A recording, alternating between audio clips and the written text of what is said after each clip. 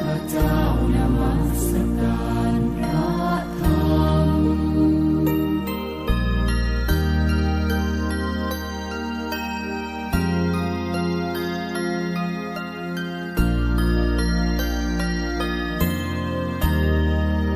สุปฏิปันโน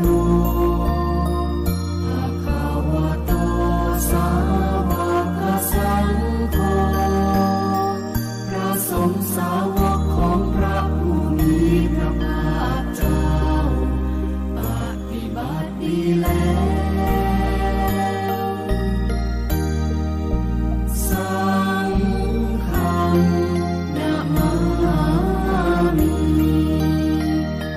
ข้าพเจ้านอบน้อมพระสงฆ์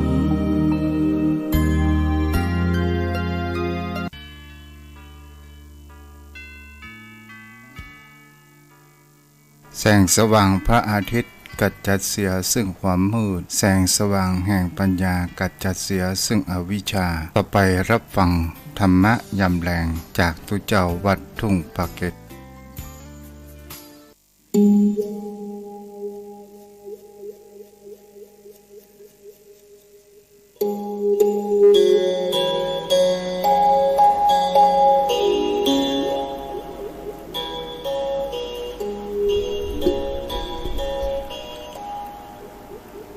ขอยกมือ10 นิ้ว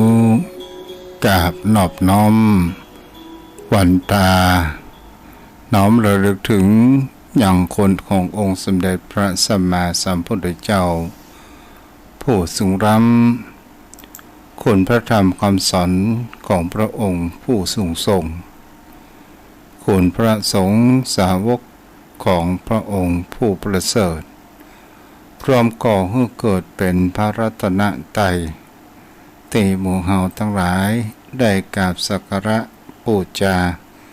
มาจนถึงวันนี้ และขอถวายความเคารพนอบน้อมไว้สามายังครูบาอาจารย์พระเถรานุเถระพระภิกษุสงฆ์สามเณรพระสังฆาธิการสงฆ์สมณศักดิ์ทุกรูปทุกตนทุกองค์ที่เปิดรับฟังอยู่และขอเจริญพรมายังพ่อออกไม่ออกศรัทธาโยมพ่อโยมแม่พ่อมอนแม่มอนพ่ออุ้ยแม่อุ้ยพี่ป้าน้าอาท่านผู้ฟังผู้มีบุญทุกท่านที่ติดตามรับฟังธรรมะยามแรงทางสถานีวิทยุทั้ง2 ขึ้นแรกนั้นขึ้นหลักก็คือเพื่อการศึกษาพระพุทธศาสนาและวัฒนธรรม 104.5 เมกะเฮิรตซ์ออกจากห้องส่งวัดไฟหินโดยความเมตตาธรรมของท่านอาจารย์พระครูสมุวิศวัตวรกิจโจผู้อำนวยการสถานีวิทยุแห่งนี้และขอขอบคุณในความเมตตาธรรมกับท่านอาจารย์พระครูอภิวัตรที่ได้เมตตาถวายเวลาในคืนของสีขาวชาวประชาในผู้ออกจังหวัดภาคเหนือมาอยู่กับโยมพ่อโยมแม่ทั้งหลายในตอนพแรงของวันสิ้นเดือนมิถุนายนวันนี้เป็นวันที่30วันพรุ่งนี้ก็เป็นวันที่1วันที่1เป็นสิ่งที่ผู้คนเฮานั้นเพิ่นว่าเป็นวันแห่งความหวังบางคนนั้นก็สมหวังบางคนนั้นก็ผิดหวังสมหวังก่อให้เกิดความสุขได้ผิดหวังก่อให้เกิดความทุกข์และก็เป็นสิ่งที่ผู้คนเฮาทั้งหลายส่วนใหญ่ผู้คนเฮานั้นจะมีความหวังในอนาคตในชีวิตแห่งความเป็นมนุษย์ของผู้คนเฮา เฮาก็หวังบุญกุศลที่เฮานั้นได้สร้างเพื่อจะส่งเสริมให้เฮานั้นมีต้นทุนเพื่อที่เฮานั้น จะเอาไปใช้ในภพภูมิหน้าหรืออาจจะได้กลับมาเป็นมนุษย์หรืออาจจะได้เกิดภายในภพภูมิเทวดาแต่ถ้าว่าผู้คนเฮานั้นผิดหวังหมายถึงคำว่าถ้าเฮามัวแต่มีความประมาทมีความเพลิดเพลินและบักเคยมีความสนใจในหลักธรรมคำสอนของพระพุทธองค์และมันเชื่อว่าพระพุทธองค์นั้นมีจริง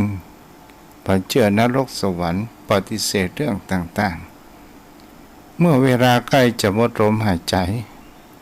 เมื่อคิดได้วันกระสายไปเสียแล้วนี่ก็คือความผิดหวังมันก็จะต้องพาไปในสู่แห่งคำว่าภพภูมินรกนั่นเองสถานญาติโยมทั้งหลายวันนี้ก็มาต่อเรื่องเล่าเมื่อตะคืนกับโยมพ่อโยมแม่รับฟังต่อกันซึ่งบางท่านบางคนนั้นอาจจะมาเปิดรับฟังก็คงจะมีการขาดตอนไปแล้ววันนี้เล่าไปให้พอดีและวันต่อๆไปทุกเจ้าก็จะมาเล่าไปเพื่อให้โยมพ่อโยมแม่นั้นได้ติดตาม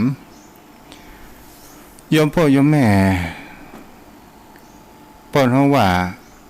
ในคลิปนี้เป็นบุคคลที่มีความเชื่อในเรื่องกฎแห่งกรรมไปเชื่อในเรื่องแห่งว่าพระพุทธองค์นั้นมีจริงบ่เชื่อในเรื่องนรกสวรรค์ต่างๆนานาเกิดขึ้นเขาด้านดำเนินชีวิตด้วยความประมาทและมีในการจิตใจน้อมมายังพระรัตนตรัยและเขาก็ได้มีความท้าทายในตนตัวแห่งพระองค์ว่าท้าทายว่าพระพุทธศาสนาบ่มีทุกสิ่งทุกอย่างบ่มีพระเจ้าบ่มีพระพุทธเจ้าต่างๆนานาเกิดขึ้นถ้าว่าแน่จริงถ้าว่ามีขอเอาหลักฐานนั้นมายืนยันบังเอิญแกก็ได้นอนรับในพักผ่อนในห้องที่เจ้าคืออยู่คอนโดได้ก็ได้รับฝันไปรับไปสถานญาติโยมทั้งหลายกายทิพย์นั้นก็ออกจากร่างแล้วก็จะกลับเข้าร่างกลับเข้าไปได้มีผู้ชายผู้นุ่งชุดขาวดังใหญ่อยู่คนหนึ่งก็ได้มาไม่จ๋าบอกแกไปต่างๆตลอดจนถึงพระภูมิเจ้าที่อาศัยอยู่ในคอนโดแห่งนั้นก็ได้สาธยายเรื่องต่างๆของในคลิปนี้แล้วก็เกิดความในคลิปก็เกิดความอับอายในเรื่องสิ่งที่ตนนั้นได้กระทำเกิดขึ้นเมื่อเหตุการณ์ประการเช่นนี้ผู้พอใจผู้นุ่งชุดขาวดังใหญ่นั้นก็ได้อู้ใจเกี่ยวกับเรื่องนรกสวรรค์ต่างๆแต่ในกิจนี้ก็ยังมีจิตใจมีความรุนแรงมีความเชื่อเกิดขึ้นก็เลยนายชายนุ่งชุดขาวก็ได้กล่าวแขนไปว่าเฮาจะพาไปพอสวรรค์นรกศรัทธาญาติโยมทั้งหลายก็มาถึงตอนนี้วันนี้ก็ต่อไปแหมสักหน่อยหนึ่งศรัทธาญาติโยมทั้งหลายพอใจผู้นุ่งชุดขาวและก็ได้ถามถ่ายว่าอยากจะไปนรกหรือว่าจะไปสวรรค์ศรัทธาญาติโยมทั้งหลายในกิจนี้เพื่อนก็ได้บอกว่านสวรรค์6ชั้นมีอะไรอย่างพ้องและนรกมีอะไรอย่างพ้องเขาบ่สามารถที่จะจดจำได้เพราะว่าเขานั้นบ่เคยอ่านหนังสือธรรมะและเขาก็บ่เคยฟังธรรมะศรัทธาญาติโยมทั้งหลายก็เลยเกิดแห่งเขาว่า ได้ยินเห็นเขาว่าดึงก็เลยบอกกับชายชุดขาวว่าอยากจะไปสวรรค์ชั้นดาวกระดึงศรัทธาญาติโยมทั้งหลายพ่อใจหนุ่มชุดขาวว่าจะไปชั้นไหนดาวกระดึงเพราะว่าในกิจนั้นมันคิดถึงเขาว่าภูกระดึงศรัทธาญาติโยมทั้งหลายชายชุดขาวนั้นสวรรค์มามีภพภูมินี้ภพภูมิที่ว่าภูกระดึงนี่มามีแต่เขาว่าดาวดึงศรัทธาญาติโยมทั้งหลายในกิจก็บอกว่านั่นแหละดาวดึงชายนุ่งชุดขาวว่าตอนนี้เธอก็เตรียมพร้อมและเราก็จะพาไปในสวรรค์ศรัทธาญาติโยมเป็นสิ่งที่เราจะหันได้ว่าคำว่าอิทธิฤทธิ์ปาฏิหาริย์อิทธิฤทธิ์ในการที่ว่าคนที่มีคำว่าให้ตัวพอใจนุ่งชุดขาวก็ได้คำแขนไปแล้วก็ในคิดนี้จงรับตาแล้วก็อ่านแห่งกรรมหนึ่งลืมตาขึ้นแห่งกรรมหนึ่งก็อยู่ในส่วนอุทยานของสวรรค์ชั้นดาวดึงดอกนั้นมีกลิ่นหอมมีหลากหลายและก็เป็นสิ่งที่จะเห็นได้ว่าต้นดอกไม้เหล่านั้นมันมีความเรืองแสงนั้นเกิดขึ้นศรัทธาญาติโยมทั้งหลายในคิดนี้ก็ยังได้เดินไปเห็นว่าเดินดูและก็ได้ยินเสียงไม่ยิงได้อู้จากันว่าเขาเอามาผลไม้แล้วเข้าใจพวกเราถ้าเป็นภาษาชาวบ้านก็ว่านายต้องการเนาะอันนี้ก็ว่าพระองค์ต้องการที่จะกินแล้วศรัทธาญาติโยมทั้งหลายในกิจนี้เลี้ยวซ้ายแลขวาว่าป้อใจนุ่งชุดขาวนั้นหายไปไหนเอาไปเอามานั้นก็มาถึงเขาว่าชายชุดขาวนั้นก็หายไปแต่ในกิจนี้เป็นคนที่มามีความย่อท้อได้ไปเอี่ยวและก็ได้มีเสียงไม่ยิงนางฟ้าผู้มีอันสวยงามปนห้องว่าถ้าว่าอุปมาเหมือนกับดั่งดารามามีคนที่เลี้ยวกิเลสใดๆต่างๆเกิดขึ้นศรัทธาญาติโยมพ่อโยมแม่ก็เป็นสิ่งที่เราจะเห็นได้ว่ามีเสียงไม่ยิงคนหนึ่งก็ได้ถามไถ่เมื่อไม่ยิงคนนั้นเข้ามาใกล้ก็มีกลิ่นหอมในกิจนี้ก็กึดในใจว่ามีทั้งกลิ่นหอมต่างๆก็เลยมีจิตประพัดสอนเขาว่าจิตประพัดสอนก็คือลักเมาศรัทธาญาติโยมทั้งหลายก็เลยเป็นสิ่งที่จะหันได้ว่าในกิจนี้ก็ได้อู้จากับไม่ยิงที่เป็นเทวดาอยู่ชั้นดาวดึงชั้นดาวดึงนั้นมีความกว้างตลอดจนถึง4 ทวีปเกิดขึ้นที่ได้อู้ไปเมื่อตะวันนี้ศรัทธาญาติโยมทั้งหลายชั้นดาวดึงก็ยังมีพอใจได้กำถาดใบใหญ่และก็มีบุคคลผู้เก็บผลไม้นั้นจงใส่นี่ก็เป็นสิ่งที่เรียกว่าปุญญาธิการพอเดินทางไปในการที่ท่องเที่ยวก็ได้ไปหาดปราสาทหลังหนึ่งและก็ถามว่าใครเป็นเจ้าของปราสาทนี้อย่างมาสดใสงดงามมากศรัทธาญาติโยมทั้งหลายเทวดาทั้งหลายก็บอกว่านี่ก็คือปราสาทของน้องเมย์ซึ่งเป็นแฟนของนายกิจนี่เอง ศรัทธาญาติโยมทั้งหลายตอนนี้เทวดาก็ได้เฝ้าปกปักรักษาอย่างปราสาทหลังงามเพราะถ้าหมดอายุกาลเหตุการณ์ที่ว่ามีปราสาทหลังงามเกิดขึ้นได้ก็เพราะอะไรอย่างก็เพราะว่าน้องเมย์นั้นเป็นคนที่มีการสร้างกุศลได้ทำบุญใส่บาตรอยู่สม่ำเสมอและมีจิตใจอันเป็นบุญเป็นกุศลก็ได้ไปสร้างวิมานต่างๆนี่ก็เป็นสิ่งที่ผู้คนเหล่านั้นเขาลองแต่ตรองและพิจารณาดูโยมพ่อโยมแม่มาถึงตอนนี้ต่อไปวันพรุ่งนี้ก็จะมาต่อไปแหมว่าในกิจนี้ได้หันอย่างพ่องในชั้นสวรรค์ชั้นดาวดึงส์เจ้าพ่อเจ้าแม่วันนี้ก็จะมาในเรื่องแห่งคำว่าญาติปากข้อที่ผู้คนเฮาทั้งหลาย ได้หูหันเกี่ยวกับเขาว่าเฮามาเข้าใจเขาว่าแนวคิดหลักกรรมซึ่งครูบาอาจารย์ก็ได้ศึกษาและได้เขียนไว้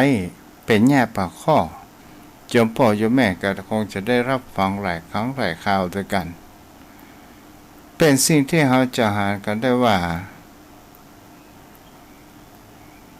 ความ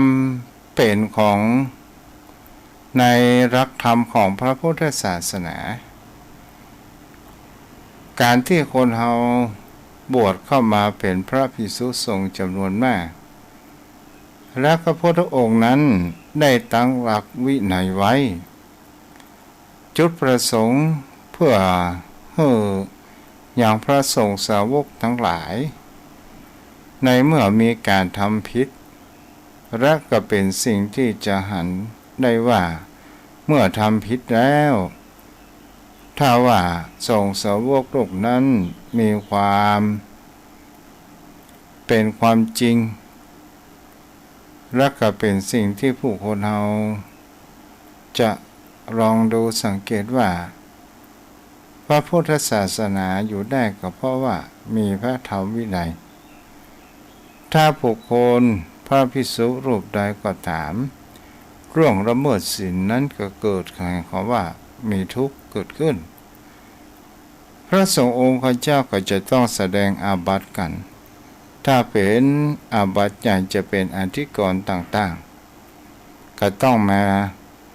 รำดับชั้นตักเตือนกันก่อนถ้ายังปแปรเปลี่ยนแห่งความพฤติกรรมเตื้อก็คงพ้นจากความเป็นพระภิกษุนั้นเกิดขึ้นศรัทธาญาติโยมทั้งหลายการแสดงโทษทางในพระพุทธศาสนานี้หมายถึงก็ว่าสงฆ์สาวกทั้งหลายเมื่อมีความพิพาทก็จะต้องมีคำว่าปรงอาบัตินั่นเองถ้าเราในสิ่งเหล่านี้โยมพ่อโยมแม่เฮาก็หันว่าอย่างกับบ้านเมืองเปิ้นได้ตั้งกฎหมายถ้าบุคคลใดที่ทำผิดกฎหมายจะเป็นอาญาของแผ่นดิน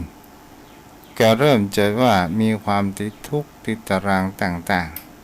ๆถ้าเฮามาจาถึงเขาว่าโทษแห่งการกระทำของผู้คนเฮาจะเป็นการกระทำดีเสสละช่วยเหลือบุคคลและสังคมต่างๆช่วยเหลือสังคมต่างๆก็จะทำให้แป๊บไปเดี๋ยวถ้าเราเป็นคนที่มีความช่วยเหลือสังคมก็จะทำให้เรานั้นเป็นผู้ที่ได้ว่าเราได้บำเพ็ญประโยชน์ศรัทธาญาติโยมทั้งหลายการกระทำของผู้คนเรานั้นตามต่างที่พระพุทธองค์ว่าการกระทำจะเป็นสิ่งที่ดีหรือบ่ดีก็ตาม สุดท้ายเราก็จะต้องเป็นผู้รับผลแห่งการกระทำของตนตัวของเรานั่นเองที่เราเรียกว่ากรรมศรัทธาญาติโยมทั้งหลายถ้าเราเป็นคนที่มีความกตัญญูต่อพ่อต่อแม่เราก็จะหันได้ว่าถ้าว่าเรามีลูกมีหลานเราก็จะได้รับพระอานิสงส์เหล่านั้นในการที่ว่ามีลูกเชื่อถ้อยฟังกรรมต่างๆมามีการต่อร้อต่อเถียงเกิดขึ้นแล้วโทษบางครั้งบางคนนั้นมีโทษเกิดขึ้นแต่ไม่ได้ยอมรับความจริงสิ่งที่มันเกิดขึ้นเนี่ยก็เป็นสิ่งที่ผู้คนเฮาทั้งหลายจะหันได้ว่าเฮากระทำสิ่งใดเฮาก็จะได้สิ่งนั้นถ้าเฮาตามน้ำพริกหนุ่มเฮาก็ได้กินน้ำพริกหนุ่มถ้าเฮาจอผักกาดเฮาก็จะต้องกินจอผักกาดถ้าอย่างอื่นอย่างใดก็ตามเฮาทำสิ่งใดเฮาก็จะได้สิ่งนั้นถ้าเฮามีความขยันขวนขวายหมั่นเพียรเล่าเรียนศึกษาหรือหมั่นสร้างบุญกุศลเกิดขึ้นและก็เป็นคนที่มีจิตใจผ่องใสก็เชื่อได้ว่าบุคคลเหล่านั้นก็จะมีแห่งเขาว่าสิ่งที่ดีนั้นเกิดขึ้นต่อมาศรัทธาญาติโยมทั้งหลายทุกสิ่งทุกอย่างบนโลกใบนี้มันมีทั้งคุณและโทษสิ่งที่พระพุทธองค์นั้นบอกว่าสิ่งที่จะเป็นโทษที่ก่อให้เกิดแห่งความเสียหายนั่นก็คือแห่งเขาว่าไฟสามกองถ้าบุคคลใดเขาก็ตามถ้าเฮาลุดแห่งเขาว่าอำนาจของไฟสามกองก็คือไฟกิเลสก็คือความโกรธความโลภและความหลงถ้าเฮาพ้นสิ่งเหล่านี้ได้ก็อุปมาเหมือนดังดวงจันทร์ที่มีเมฆมาปิดบังและก็โผล่ขึ้นพ้นจากเมฆหมอกเหล่านั้นก็จะมีความผุดผ่องนั้นเกิดขึ้นแต่ถ้าว่าบุคคลเฮาอย่างใดก็ตามเฮาจะเห็นได้ว่าไฟสามกองนั้นก็คือไฟแรกก็คือไฟแห่งความโทสะหรือว่าไฟแห่งความโกรธเกิดขึ้นโยมพ่อโยมแม่บางครั้งบางคราวไฟความโกรธนี้เป็นไฟรำทุ่งไฟรำทุ่งอย่างใดก็คือหมายถึงก็ว่าบางครั้งก็มีความเครียดแค้นความผสมใจประสบอารมณ์การดูถูกดูแคลนเรื่องต่างๆนานาทั้งหลายสิ่งเหล่านี้เนี่ยเป็นสิ่งที่ผู้คนเหล่านั้นก็ลองตึกตองดูสังเกตว่ามันมีโทษและมันเป็นไฟรำทุ่งทำให้เหล่านั้นเกิดแห่งความเดือดร้อนจะเป็นตีหูตีตาว่าเก่าเสียดสีต่างๆนานานั้นเกิดขึ้นแต่ถ้าว่าเราลองมาศึกษาดูว่าถ้าเราจะเอาทำอะไรอย่างแก้ที่ทุกเจ้าได้อู้ไปหลายครั้งว่าเอามีแห่งเขาว่าเมตตาธรรมแต่บางครั้งบางคราวบุคคลที่มีจิตใจอันมั่นคงและมีการรู้เท่ารู้ทันรู้แก้จอมพ่อจอมแม่บางครั้งคนที่มีเสียงต่อวาดเสียงดังขึ้นมาถามมาอู้และเรื่องเสียหายกับตนตัวของเฮาก็จะเป็นสิ่งที่เฮาหันได้ว่ามันจะมีรักธรรมเข้ามาควบคุมดูแลนั่นก็คือคำว่าความที่ทำให้สวยงามก็คือหิริและโอตตัปปะนั้นเกิดขึ้นถ้าบุคคลเหล่านั้นมีสติและมีคำว่าหิริและโอตตัปปะอยู่กำกับเป็นสิ่งที่เหล่านั้นก็คือหมายถึงคำว่าเฮาอดลมอดกั้นอดเรื่องพยาบาทนั้นมันบ่สามารถที่จะเกิดขึ้นได้แต่ถ้าว่าบุคคลใดโมโห มันตกเป็นทาสของแห่งเขาว่ากิเลสกล่องนี้ กะเฮาก็จะต้องได้รับผลแห่งกรรมก็คือความเดือดร้อนหลายสิ่งหลายอย่างเกิดขึ้นแล้วก็ก่อให้เกิดแห่งเขาว่าอาฆาตและพยาบาทนี่แหละโยมพ่อโยมแม่ก็เป็นสิ่งที่ผู้คนเฮานั้นจะเห็นได้ว่าทุกสิ่งทุกอย่างนั้นมันมีทั้งคุณและมีทั้งโทษแต่ถ้าว่าผู้คนเฮารู้ว่าไฟกล่องนี้มันมีความเลวร้ายประการเช่นนี้แล้วเฮานำหลักธรรมของพระองค์นั้นไปปรับเปลี่ยนใจในแห่งเขาว่าไปปรับเปลี่ยนใจอย่างนั้น ไปปรับเปลี่ยนใจเพื่อให้รู้ทันว่าเมื่อเฮามีแห่งความโกรธเกิดขึ้นแล้วผลที่มันจะตามมาติดตามมาถ้าเฮามีหิริโอตตัปปะมันก็สามารถที่จะระงับดับหายนั้นไปได้ในเวลาใดเวลาหนึ่งความโลภก็เช่นเดียวกันโยมพ่อโยมแม่มันก็จะต้องมีแห่งเขาว่า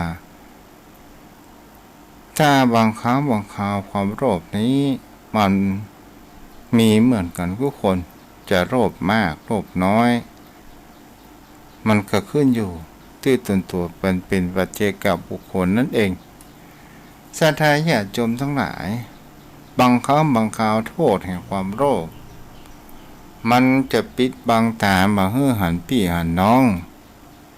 บ่ให้หันมิตรแท้มิตรเทียมบ่ให้หันแห่งคำว่ากัลยาณมิตรและบ่ได้รับน้ำใจจากบุคคลอื่นนั่นเองโยมพ่อโยมแม่เฮาก็เรามาดูสังเกตบุคคลที่มีความโลภเป็นพี่เป็นน้องกันพ่อแม่นั้นได้มอบมรดกนั้นเกิดขึ้นบังเอิญพ่อแม่นั้นได้มอบมรดกให้กับลูกที่ได้อุปถัมภ์อุปถากพ่อแม่มากกว่าคนอื่นมันก็จะเกิดแห่งเขาว่าความอิจฉาความพยาบาทความโลภนั้นมันก็เกิดขึ้นนี่แหละเป็นสิ่งที่ผู้คนเฮาทั้งหลายกรองตึกตองดูสังเกตกันโยมพ่อโยมแม่ว่าถ้าไปฟังเชื่อทุกเจ้าเตื้อเพื่อเฮาใจในการพิจารณาต่อมาศรัทธาญาติโยมทั้งหลายโมหะในตัวที่นี้มันเป็นตัวที่มีอำนาจมากโมหะเป็นสิ่งที่ผู้คนเฮานั้นเฮาก็จะต้องเรียนรู้ตนตัวของมันนั่นเองโมหะเฮาอู้ไปแล้วก็คือคำว่าหมายถึงคำว่ามีความเชื่อมีความศรัทธา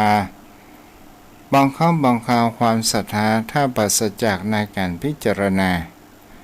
อย่างถี่ถ้วนเฮาก็คงจะตกอยู่ใต้อำนาจของมันโมหะนี่ถ้าเฮาถลำลึกลงไปเป็นธาตุของมันก็จะสามารถก่อให้เกิดไฟสองกองที่ได้กล่าวมาแล้วเบื้องต้นว่าจะเป็นไฟกองแรกก็จะทำให้เรื่องมันมีความแวบในสถานญาติโยมทั้งหลายทุกเจ้าก็มองเหมือนกันนะอู้ไปเหงาลับอ่ะ ถึงนานแล้วเนี่ย โมหะนี่ถ้ามันสามารถก่อให้กิเลสทั้งสองกองนั้นลุกเป็นไฟใหญ่หลวงนั้นเกิดขึ้นได้จะทำให้ก็มีความโกรธก็คือความผสมเนื้อสมใจในอารมณ์บางครั้งบางคราวเป็นสิ่งที่ผู้คนเฮาทั้งหลายอย่างเช่นเฮามีความศรัทธามีความเลื่อมใสในพระสงฆ์รูปใดรูปหนึ่งเกิดพระสงฆ์รูปนั้นมีคนโจทย์ขานว่ามีพฤติกรรมบ่ค่อยดี แต่โยมศรัทธาญาติโยมผู้คนนั้นยังมีจิตใจแห่งความเลื่อมใสก็คือตั้งอยู่ในแห่งความหลงนั้นเกิดขึ้นนี่แหละโยมพ่อโยมแม่เป็นสิ่งที่ผู้คนเฮานั้นทั้งหลายเฮาก็ลองมาตึกลองพิจารณาและสังเกตดูเฮาจะเห็นได้ว่าความเป็นปุถุชนของผู้คนเฮาทั้งหลายเฮามากมาด้วยกิเลสจริงก็ตามแต่เฮาสามารถที่จะมีวิธีในการแก้ไขเพื่อมให้เฮานั้นถรำไปตามอำนาจกิเลสและก็จะทำให้เฮามีจิตใจมีความหลุดพ้นและก็จะทำให้ตนตัวของเฮานั้นมามีความเดือดร้อนนั้นเกิดขึ้น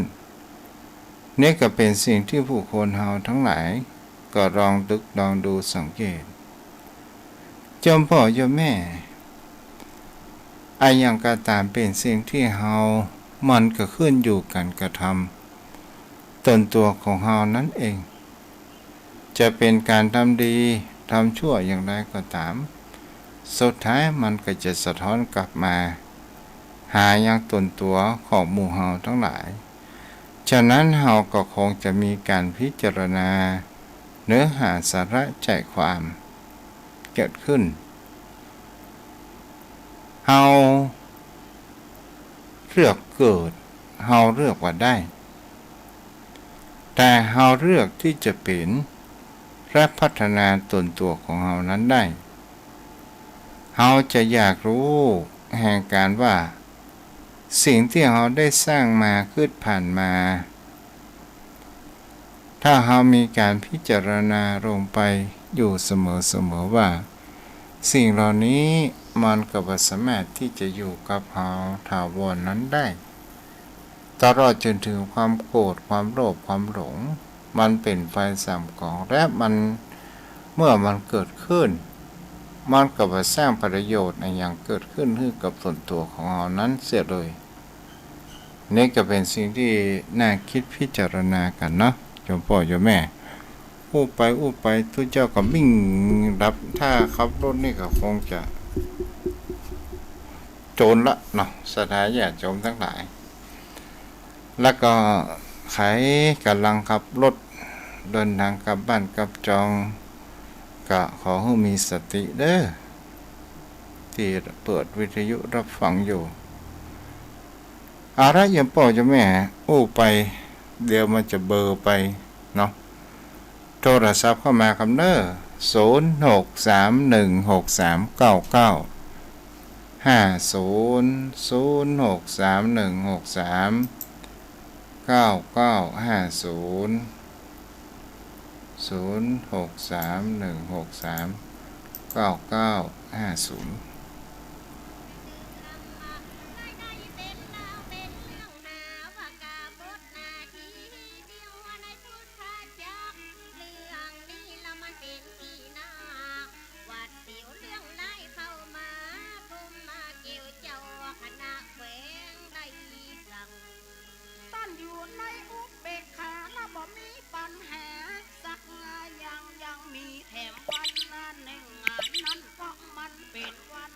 เจริญพรแม่จ้าไว้สาเจ้าได้อู้ไปอู้มามิ่งก็เจ้ามันจำให้รับก็เจ้าก็รับเพื่อตะกี้กินนมมาได้เจ้าท่านต่างให้ขึ้นเป็นเบาหวานไปก็เจ้าบ่ได้นะเบาหวานนี่นะมันจังใครรับนะเจ้าแม่นละนะเจ้ารับฟังชัดเจนดีนะแม่น้อเจ้าเป็นกำลังใจเนอะเจ้าแม่นวลยอดคำปันใครจะโทรมาก็โทรมาได้เด้อ0631639950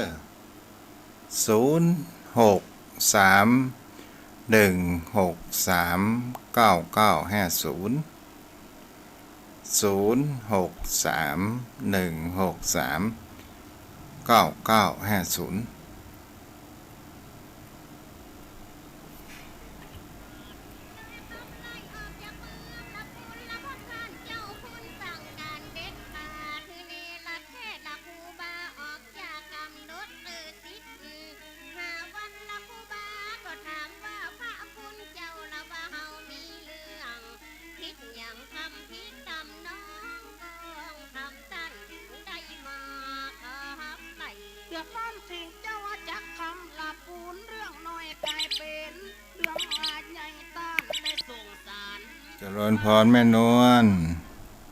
เจ้ากลับภาษาเจ้าพันเจ้า เจ้า แม่ฮับฟังอยู่เนอวันนี้ลืมวันนี้ แม่น วันนี้ว่างเจ้าก็เลยได้ฟัง เอาอนุโมทนาตัวเดียวฝนตกนักก็ตั้งแจ้ซ้อนนะแม่ เจ้าตะเคืนนี่ตกครับต่อถึงมาเจ้านี่เจ้าแต่วันนี้มันตกเก่าเจ้า อ๋อเจ้าทางเพก็ต เจ้าก ท่านมันกับอันท่านทคุณชวนเมธีคนเขาแล้ว อูไปกับมิงจะอีกะ เจ้าแล้วมันจำมาได้ไหมโอ้ ก็แบบกู้อย่างออกไปเพราะว่า นั่นน่ะแม่ จ้ะ แม่ก็เคยมีเหมือนกันน่ะ เจ้ามันมิ่งมาได้ เจ้า บรักษาเด้อ จ้า อ้าวโทรเข้ามาได้เด้อ063-163-9950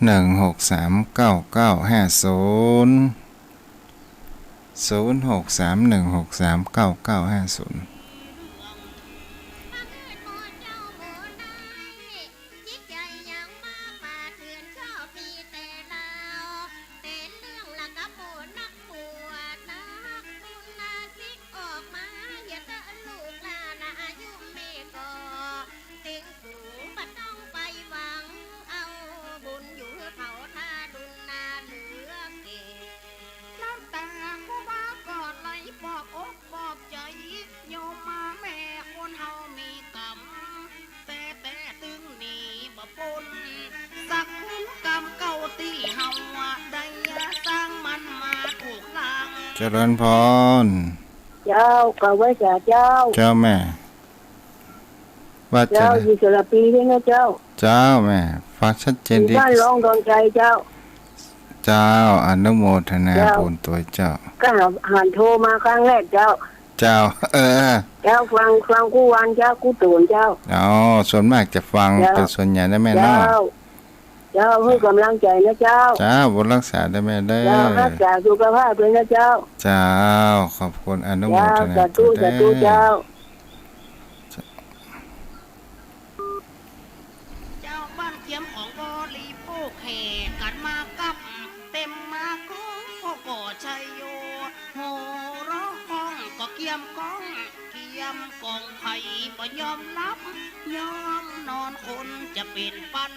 เป็นหมื่น วันเอาไปขังไว้วัดหลวงลาปูนบ่คือได้ส่วนกับคือเจ้าตนอื่นเจ้าบ้านปากันเป็ดตื่นน่ะเป็นดีสังเวชสังวรบ่ได้กินน้ำกินเข้าวครัวครูบาเจ้าอย่าพร้อมบ่มีที่รับดีนอนผูกกะจีวรอยู่กลางเดียว มีใจคนหนึ่งรูปร่างลำสันละอารมณ์หุ่นหันฟ้าวเฟี้ยวเปิ้นว่าเป็นคน ฟังซอประวัติครูบาไปเนาะ ปอดมีนามชื่อว่าสร้างสาเป็นหัวหน้าผาเด็กนาการต้านก็มีศีลมีธรรมสงสารนักบุญนักมาบวช ว่าพี่น้องตั้งหลายคือตัวเฮาเข้าไปบ่ต้องกลัวภัยและทหารตำรวจเฮานี่แหละป้อพญาสวกบ่ต้องกลัวภัยมาถ้าลุงถึงอย่าเป็นเจ้าว่าเป็นภัยถึงอย่าเป็นใหญ่เป็นตูกล้าในจังหวัดลำพูนในลุงบ่มีภัยเต่า กำนันตำรวจทหารและก็เลยหลีกทางเข้าศรัทธาตึงหนุ่มตึงเท่าคนของคนเขาไปต้อนเอาไว้ในปอบ่อเสียงปัน พร ไว้แต่เจ้าจ๋าอาจารย์แม่ขันแก้วว่าไม่เก่งนะเจ้า โอ้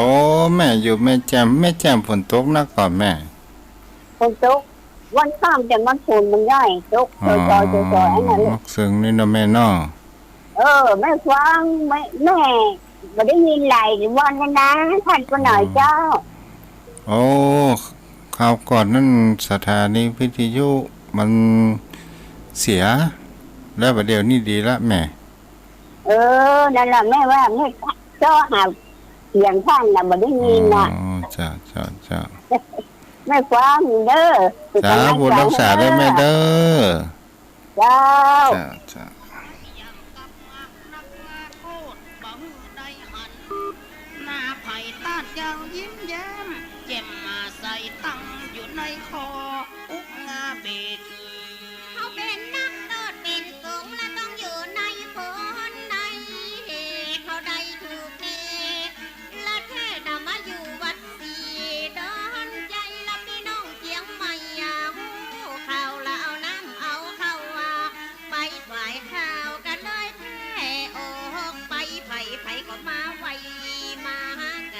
อนข้างโคมาไว้ประแดดประฝนกุมอิทธิพลพวกคนใจบาปหลวงอนุสารทรงทราบไปขออนุญาตกับพญาเจ้าเมืองว่าข้าเอ็นดูครูบาเจ้าผิวจนปอเศร้าโปรดเรื่องขอแห้งเจ้าบ้านเจ้าเมืองจุยแป่งถึงเฟืองกันนาแดดเจ้าบ้านละที่เปิ้นใจบุญช่วยกันมาปุงมาเป็นเจ้าอาธิการว่าดอนใจว่าเป็ดละประสาทจะเด็กสักวันละพ่อหันเจ้าบ้านมานับติดวัดโปโลนปอหลามมันเป็นที่อาสาจันตามที่ได้มาสังกีป้อนข่าวครูบาไว้3 เดือน 8 วันแล้วจะส่งตัวเข้าในกรุงเทพหลวงอนุสารว่าเป็นดีสังเวชสมเพศต้านเจ้าครูบาแล้วไหวเงินเหือหนึ่งจังเอาไว้เป็นการักงาสาวเป็นกายุกายาน้ำตาครูบาปอดหลังพี่น้องเชียงใหม่ใจบุญละประกันมาลุมจนฟ้าขับขังบางคนควันลีดีลั่นนะยินดูกูบาพ้องเขาเอาพ้องก็มาหอม5 บาท10 บาทตกตาปากาบผ้าขาวอีมีนีหนึ่งสาวแม่ขอเอาหอมตัวของ ตกตาเพราะวิดวงตาหล่นมาหาหลังเกาะหลังกองว่าอุ้ยของหอมตัวพ้องของเงินละอ่อนเข้ามาเป็นดีเอ็นดูคนเข้าไปกอดแข้งกอดขาว่าไว้สาเจ้าอูบาเมื่อได้จะปิกมาเจียงใหม่อูบาสินทรนั่งเจ็ดน้ำตาว่ากำหนดเวลาบ่ได้ศรัทธาก็ยกมือไหวเจิญคืนเฉลียงห้ามไปผ่านตั้งเส้นสันฝ่าคอยละศรัทธามาส่งกันหลายพ้องกระโบกมือ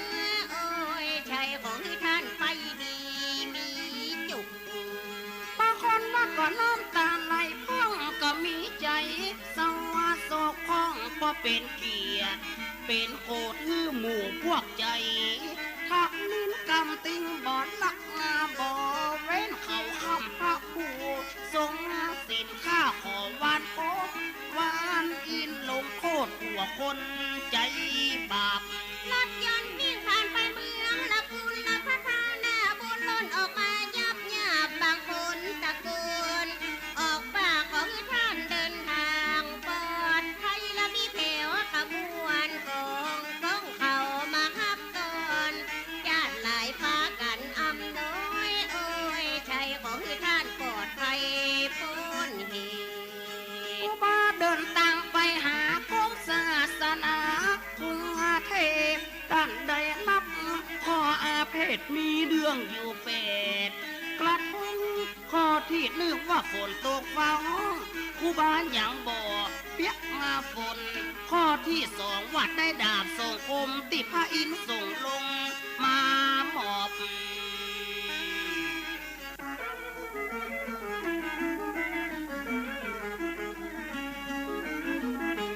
ข้อที่3หาว่าด้านครูบาเตียวแผ่นดินมาลอยขึ้นเป็นศอกข้อที่4ละที่เขาเขียนบอกว่ากบฏต่อแผ่นดินละเพราะว่าท่านเมาเข้าสมาธิจึงบ่ใจเมาฮีเมากินเลยต้องอาญาแผ่นดินเพลงเรื่องเอฟยิงใส่เปื่อนข้อที่5ตั้นได้ตั้งข้อหาว่าเป็นอุปาชายเพียนหาว่ากาดดังการเรื่องผิดกฎของพ่อรอบ่หาว่าตั้งพักตั้งพวกหาว่าหัวมดหัวหมอเปิดว่ายุบหนอของหนอมันติงบ่มันบ่เตียงข้อ6ละวันตั้งข้อหาละหาว่าครูบาบิดเบียงหาว่าท่านหลีกเลี่ยงต่อข้อบังคับบัญชาต่อเจ้าคณะอำเภอลีข้อนี้เปิ้นตั้งข้อหาของพระครูรัตตานาซึ่งเป็นมหาเจ้าถิ่นข้อที่7นั้นนาแข ณะแขวงมาบินหาว่าครูบาดื้อนิ่งผิดนักจากกันประชุมแบ่งโทษอย่างไรก็ได้หันว่าเป็นใหญ่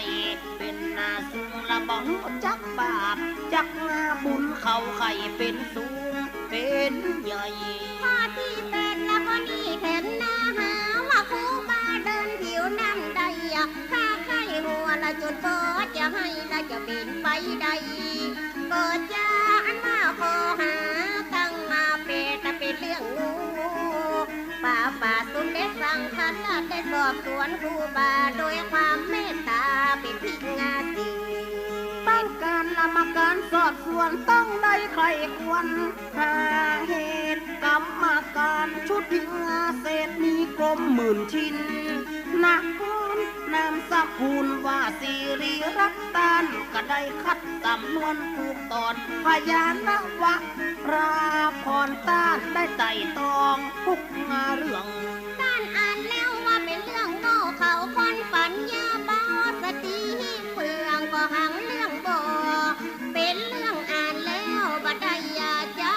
ความเลยกับเปลี่ยนสุนได้สั่งคันหน้าตันใดสงสารเหตุการณ์ชื่อพระวชิราอาญาต้านเลยประทานอภัยตู่ตันยังฝากกรรมเจ้าคณะแขวงว่าเป็นคนหัวแข็งเงียมโหตีได้แบ่งตาแบ่งโทษว่าครูบานั้นเป็นผี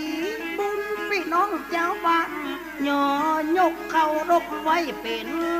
ที่สูงสมัยแต่ก่อนเจ้าหลวงเจ้าคุณเขาบอกหูจักบุญจักมาบาปก็เจ้าละโมตีตายไปแล้วเขาเมาลงไหลอำนาจบ่หูจักบุญนาจักบาปใจสติงาปัญญาละมาเจนสมัยจากคนด้านกับคงอ่อนปัญญาละบ่เหมือนสมัยนี้นาการพัฒนาทุกงานลุกย้อนมาที่พระกรรมการว่าครูบาศีลธรรมนั้นเป็นฝ่ายถูกต้านก็เลยได้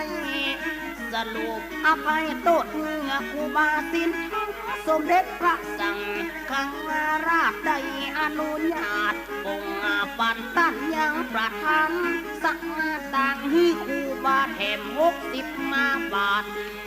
ดังนั้นละสภาตั้งหลายละก็พากันไหลละมาบริจาคการครูบาได้ขออนุญาตไปซื้อดอกไม้เงินนาไม้ทองเพื่อจะเอาเป็นเครื่องสักการละชำระก่อความมัวมองซื้อเพลสะบงจีบอนเพื่อเป็นการอุทธรณ์ล้างบาปเอาไปถวายวัดพระเกี่ยวมรกตใจก็สดใสสังอาครูบาลวดลาสมเด็จสั่งคันลาดละจะกลับมาวัดบ้านปังวันที่27 เดือนกรกฎาคมพ.ศ. 63พี่น้องศรัทธามันนาปางปากันสอบสู้จมจืดดังนั้นละที่วัดบ้านปังก็เลยจัดงานรับเงินแทนเดือนหนึ่งจัดไปคือรับวันกันจังว่าครูบาเพื่อเป็นการละสะเดาะโกรธได้ว่าเพื่อหมดมันนาปัญหาตั้งแต่นั้นก็เริ่มพัฒนาและสร้างวัดสร้างวาหลายแห่งวัดในละมันลุกมันปังก็เริ่มจัดการตบมาแต่งปอกกองทับทำแข่งไปเหี่ยผู้ตีผู้ตั้งไปสร้างพระธาตุวัดมอนไก่แจ้ไว้เป็นตัวปูชนียสถานที่ในจังหวัดลำปางศรัทธาปากันมาช่วยพ่อกะหอมงานพ่อกะหอมข้างพ่องกะหอมละตะของฉันโดยพี่น้องปากันมาช่วยสร้างได้3 เดือน3 วันโดยบุญญาและอานุภาพเสร็จโดยดังฟ้าปีหานเสร็จแล้วลาจากนำมาปากไปโตหาสร้างสรรค์พระอยู่ครูบาตันนึกถึงอดีตย้อนหลังปางมาได้เป็นนักโตเท่าเคยได้มาต้องโคตรอยู่ที่วัดหลวงลับบุญมหัดย้อนยอดชัดพระงาธาตุตกลงมาจาก ยอดสูงเลยขออนุญาตกับเจ้าหลวงตาพูนว่าจะขอบุญรัตนาใหม่ เจ้าเมืองละบุญกับคณะไฟสูงกันได้ตกลงโป้งให้ละผู้บาได้สั่งมาใจไว้ว่าจะหาต่างตอบแทนสักมาบ่ที่จะได้เงินเป็นหมื่นนาเป็นแสนพอกบารมีตานแข็งและบ่ต้องสะแหวงบอกกล่าว มีแต่จีวรหนึ่งผืนกับบาทหนึ่งใบเก่ามาเก่าเอาไว้บินทักบาทเข้าฉันเป็นมือวันบ่มีเงินแสนเงินนาล้านที่จะมาสร้างสังอาทานมีแต่วิปัสสนาธรรมะคนหนตามของเปิ่น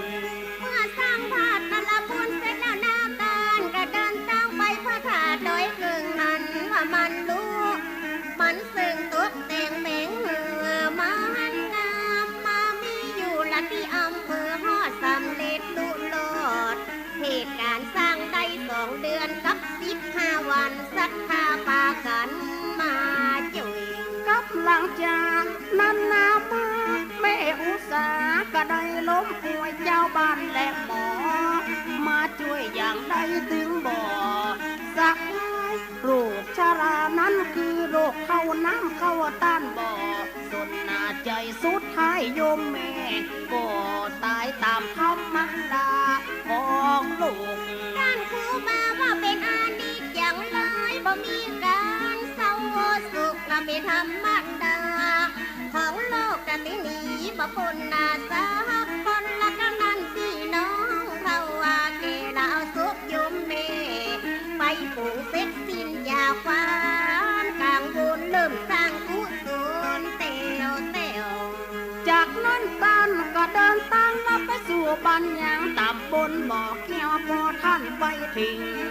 หันแล้วหันแต่หมูแมวหมูยังเขาเคยถือผี